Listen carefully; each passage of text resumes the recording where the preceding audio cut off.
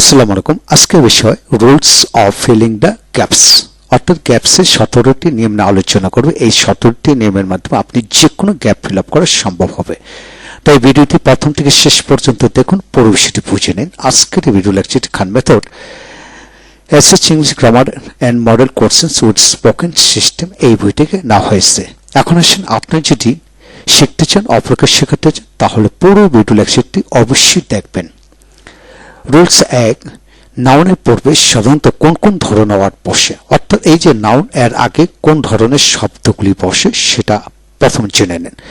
নাউনের পূর্বে সাধারণত a and the, my, our, your, his, her, their, its, প্যালালস, টিচার্স, দ্য বয়েজ, তারপর any, many, few, much, a lot of, enough, sufficient, preposition, এই সকল শব্দগুলি নাউনের পূর্বে বসে। এখন আসেন 2, কোন কোন ধরনের ওয়ার্ড এর পরে সাধারণত ভার্বের সাথে আইএনজি যোগ করতে হয়, অর্থাৎ কোন শব্দগুলির পরে ভার্বের সাথে আইএনজি যুক্ত হবে বা আইএনজি যুক্ত ভার্বের পূর্বে কোন শব্দগুলি বসে। যেমন preposition, would mind, to look forward to, get used to, with a view to, can not help, could not help, like, feel like, prefer to, তারপরে be verb plus addicted to, মানে am is are was were addicted to, divided to, অর্থ, stop, finished, start, avoid, dislike, enjoy, keep, এটার পরে ভার্বের সাথে ING যোগ করতে হয়। অর্থাৎ আপনাকে এটা খেয়াল করতে হবে যে আইএনজি যুক্ত ভার্বের পূর্বে কোন শব্দগুলি বসে, তার মানে এই সকল শব্দগুলি বসে। তবে টু এর পরে ভার্বের প্রেজেন্ট ফর্ম বসে, অর্থাৎ প্রিপোজিশন টু ছাড়া সকল ক্ষেত্রে এই নিয়মটি প্রযোজ্য। এখন আসেন 3 নাম্বার হচ্ছে, কোন সিম্পল সেন্টেন্সে দুটি ভার্ব থাকলে দ্বিতীয় ভার্বের কি কি ফর্ম হয়, অর্থাৎ এই জায়গায় অর্থাৎ অবজেক্টে গরজের আরেকটি ভার্ব থাকলে এই ভার্বের কি রূপ হবে। কোন সিম্পল সেন্টেন্সে দুটি ভার্ব থাকলে দ্বিতীয় ভার্বের সাথে আইএনজি যোগ করতে হবে 1 নাম্বার। তবে উদ্দেশ্য বোঝালে অর্থাৎ দ্বিতীয় ভার্বের পূর্বে টু বসে, অর্থাৎ উদ্দেশ্য বোঝালে দ্বিতীয় ভার্বের পূর্বে টু বসে। কিন্তু অবজেক্ট প্যাসিভ হলে বা ব্যক্তিবিহীন হলে ভার্বের পাস্ট পার্টিসিপল ফর্ম বসে, অর্থাৎ এই জায়গায় আইএনজি যুক্ত ভার্ব বসতে পারে, টু প্লাস ভার্ব বসতে পারে, ভার্বের থার্ড ফর্ম বসতে পারে। আমাদেরকে এটা মনে রাখতে হবে যে বা দ্বিতীয় ভার্বের সাথে অ্যাজ ইউজুয়াল আইএনজি যুক্ত ভার্ব বসে, অর্থাৎ এই অবজেক্টের যদি ব্যক্তিবাচক কোনো কিছু শব্দ হয় তাহলে আইএনজি যুক্ত হবে।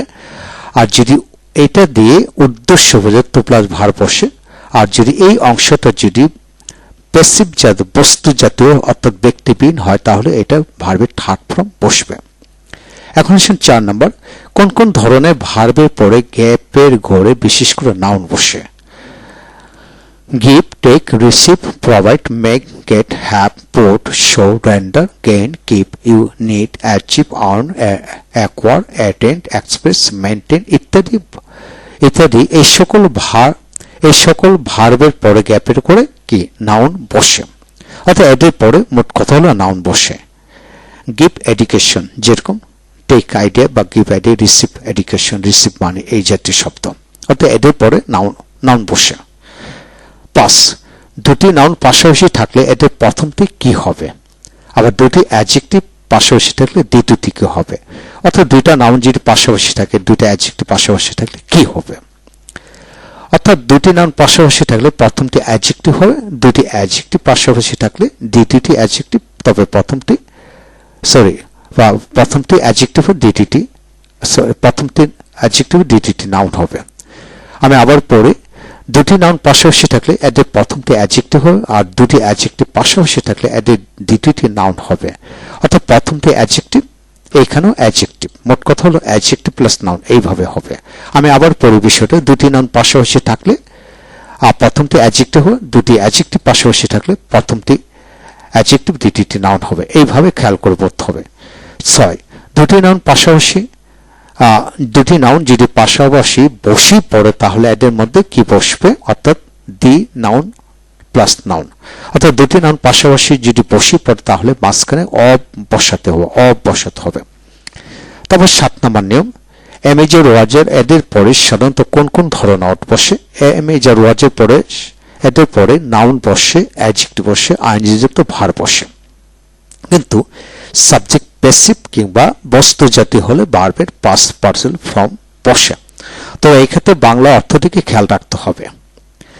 এখন আসেন, অর্থাৎ অ্যামেজের ওয়াজের পরে নাউন বসে, অ্যাডজেক্টিভ বসে, আইনযুক্ত ভার্ব বসে, ভার্বের থার্ড ফর্ম বসে, আবার টু প্লাস ভার্ব বসে। এটা খেয়াল করে বাক্যের গঠন অনুযায়ী খেয়াল করতে হবে।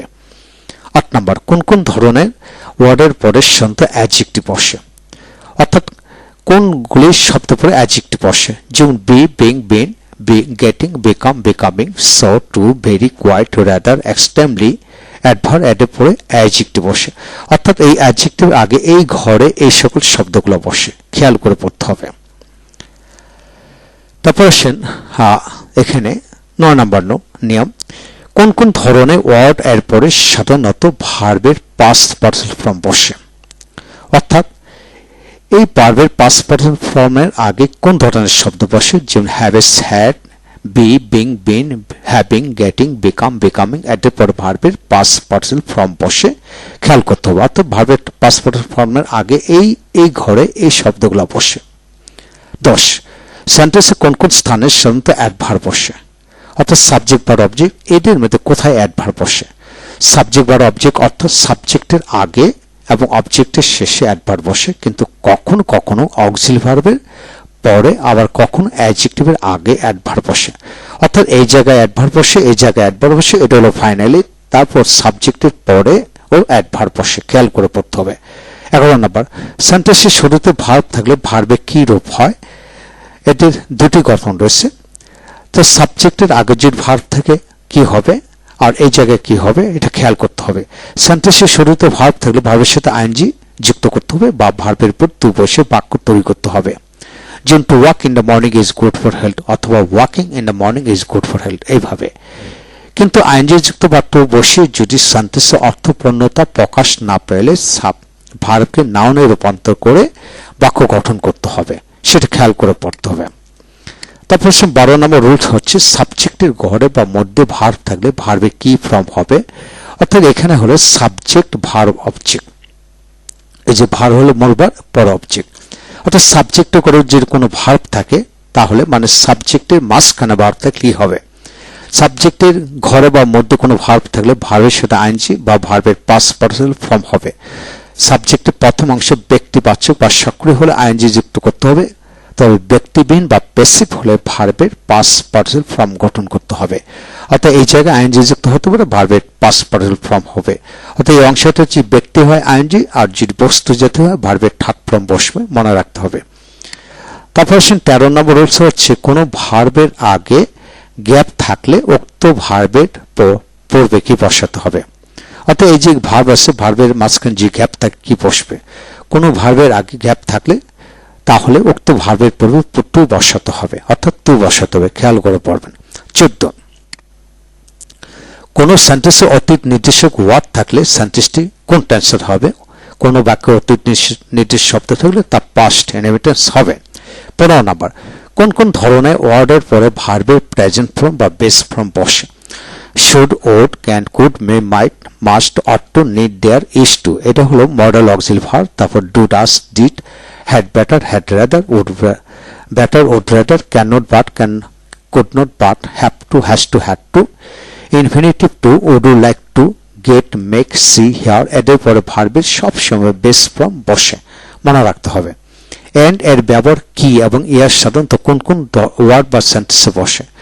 এন্ড এর প্রথম ওয়ার্ডটি বা সেন্টেন্সে যে রকম বা যে টেন্সের হবে অপরটি একই রকম বা একই টেন্সের হবে। তবে যে এন্ড সবসময় সম জাতীয় ওয়ার্ড বা সেন্টেন্সে মাঝখানে বসে। তারপরে 17 নম্বর, জয়নিং সেন্টেন্সের প্রথম সেন্টেন্সটি প্রেজেন্ট বা পাস্ট ইনহেরিটেন্স হলে অপর সেন্টেন্সটি কোন টেন্সের হবে। জয়নিং সেন্টেন্সের প্রথম সেন্টেন্সটি যে টেন্সের হবে, অপর সেন্টেন্সটি একই টেন্সের হবে, তবে অর্থের দিকে খেয়াল রাখতে হবে, কোথাও ব্যতিক্রম হতে পারে। হ্যাঁ বন্ধুগণ, এই হলো বিষয়। আপনি যদি ফিলিং দ্য গ্যাপস যে কোনো ক্লাসে, অর্থাৎ 0 থেকে মাস্টার্স পর্যন্ত, বিসিএস পর্যন্ত যে কোনো ক্লাসের গ্যাপ ফিল আপ করতে চান, তাহলে এই নিয়মটা আপনাকে ভালো করে জানতে হবে। এই নিয়মটা জানলে আপনি যে কোনো কিছু দ্রুত এগিয়ে যাবেন ইনশাআল্লাহ। এই হলো আজকের বিষয়। ভালো থাকুন। Thank you very much.